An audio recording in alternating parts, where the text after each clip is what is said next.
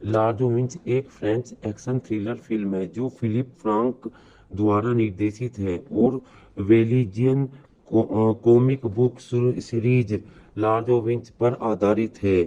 यह फिल्म एक ऐसे युवा लार्गो विंच की कहानी है जो दुनिया की सबसे बड़ी कंपनियों में से एक का उत्तराधिकारी है, लेकिन उसके सामने खड़े हैं कई रहस्य साजिशें और खतरनाक दुश्मन।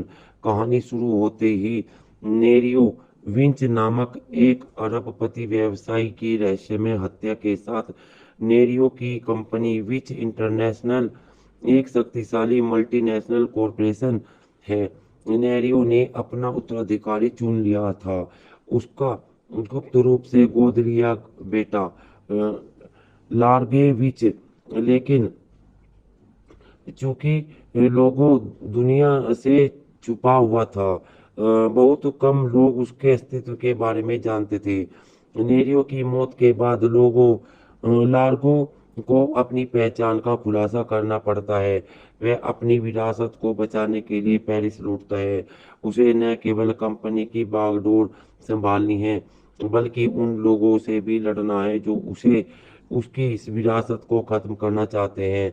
इसके साथ ही उसे अपने पिता की हत्या की गुत्थी सुलझानी है और यह जानना है कि कौन इस षड्यंत्र के पीछे है। लोगों को विश्वासघात, भ्रष्टाचार और घातक षड्यंत्रों का सामना करना पड़ता है और उसकी यात्रा उसे पूरे यूरोप और एशिया के विभिन्न हिस्सों में ले जाती है।